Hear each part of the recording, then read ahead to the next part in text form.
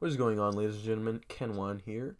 And to nobody's surprise, the lawsuits are still rolling in for Travis Scott.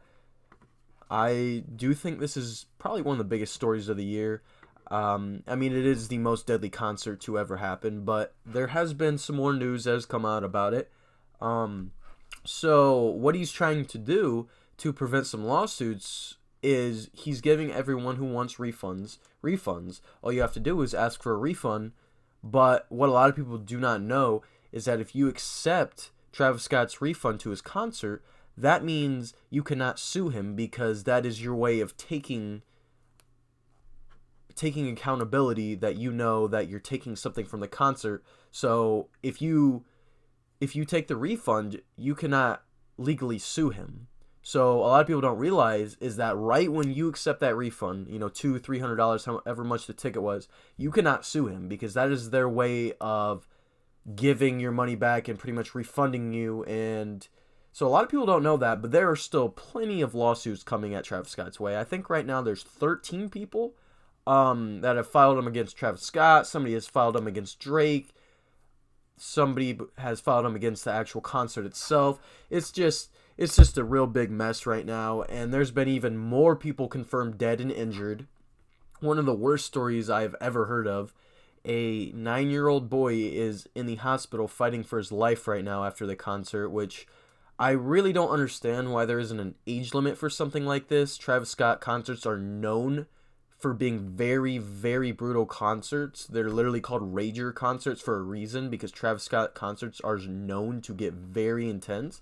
So I really don't understand why there's 5, 10-year-olds there, but there's a 9-year-old in the hospital right now that is fighting for his life, and they are saying it will be a miracle if he doesn't come out with severe brain damage. And there's just a lot more sad stories like that. They have identified all 11 victims so far of the Travis Scott tragedy. And what's even crazier is Travis Scott actually went to a party after his concert. After everything that happened, and he claims he did not know what happened after the concert, which I think many people find it hard to believe. But he actually went to a Dave and Buster's concert right after that and partied pretty hard while people were dying at his concert. And the crazy thing is when this first happened, I was actually taking Travis's side on this whole thing. Like, I was thinking everyone was blaming him for it, and I was thinking, it's not his fault. Like, anything can happen at this concert. But the more videos that came out and the more people start talking about it and like sharing their footage, everyone knows that Travis handled this the worst way he could have possibly handled this. And then after everything happened, his terrible apology video just made everything worse. So I definitely think that Travis deserves everything that is coming for him, and I think this needs to be set an example. I think he needs to be set an example to all other musicians that you cannot have 11 people die at your concert and get away with it. You just cannot. The security was bad. Everything was bad. Travis just did not seem to really care. Everything was just happened the worst way it could possibly happen. And I definitely think he needs to be made an example out of, because you cannot have people dying left and right at your concert and have no consequences. That is unacceptable. There's a lot of safety measures that need to be taken at a concert this big. And it was supposedly the concert had a capacity of 50,000 people, and there was over 200,000 people at that concert that night. That is just unacceptable. Like, the security needs to do way better of a job. Travis has the money to afford very good security. Travis has money to do pretty much whatever he wants.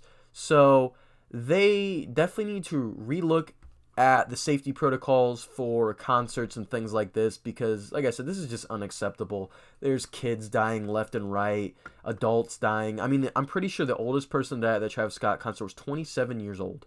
That is just imagine you send your kid to a concert thinking they're going to come back that night and have the time of their life, and they come back dead.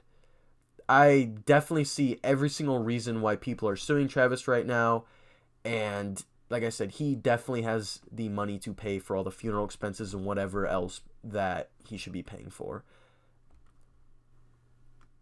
Now, like I said, when this first happened, a lot of people were taking Travis Scott's side on this whole matter because there wasn't a lot of video evidence, and many people were thinking what I was thinking, like, how is it his fault that people died at his concert?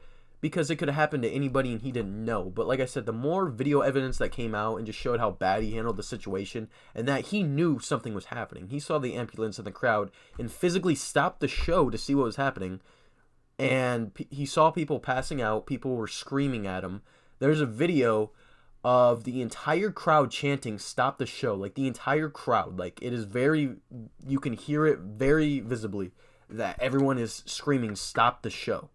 And Travis, you can see him look at everyone and just continue to go on with the show. So, like I said, there are still some people taking Travis's side. Like I saw a couple celebrities tweeting about it. But everyone's shutting that down real quick. Everyone has seen that this is very unacceptable, how this was handled and dealt with. And that there just needs to be way more precautions set in place. And maybe they should start putting age limits on certain concerts. Like Travis Scott's, like I said, they are known as ragers for a reason because they go there and they rage very, very hard. Harder than most other concerts.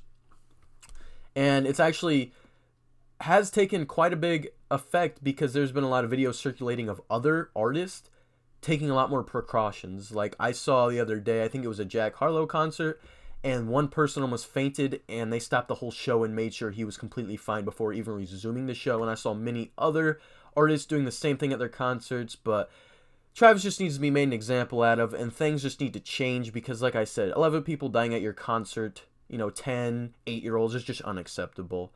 But anyway, if you guys enjoyed, please leave a like and subscribe, and have a great day.